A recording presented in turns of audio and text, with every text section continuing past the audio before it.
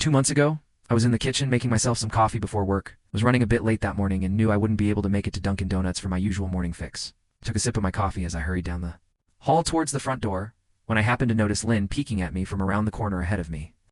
I could only see her eyes, and a strand of her long dark hair hanging against the wall. The rest of her body was concealed behind the corner. I nearly spilled my coffee when I saw her. Did burn the shit out of my lips. "Geez, Lynn," I said, wiping a few drops of coffee from my pants. "You scared the shit out of me." She immediately popped out of view like a little kid that had been caught.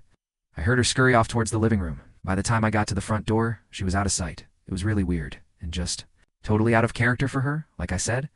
But I also found it kind of funny that she was being more playful and a little less serious. I shouted that I loved her and called her a weirdo. As I shut the door behind me, I heard her laughing. Her behavior was a bit odd. But it certainly wasn't something to call a priest over. I forgot about it by lunch, and by the time I got home, she was her normal self. I didn't bring it up, and neither did she, and life went on.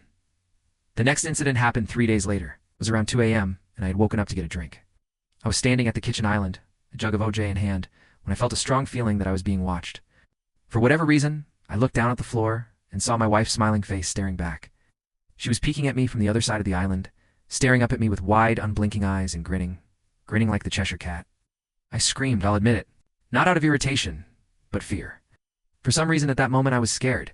At the sound of my scream, Lynn scuttled backwards out of my view, her hands and feet smacking the tile floor as she hurried out of the kitchen on all fours. I didn't run after her or even yell after her. I just stood there, frozen in shock, wondering what fuck had possessed her to do that.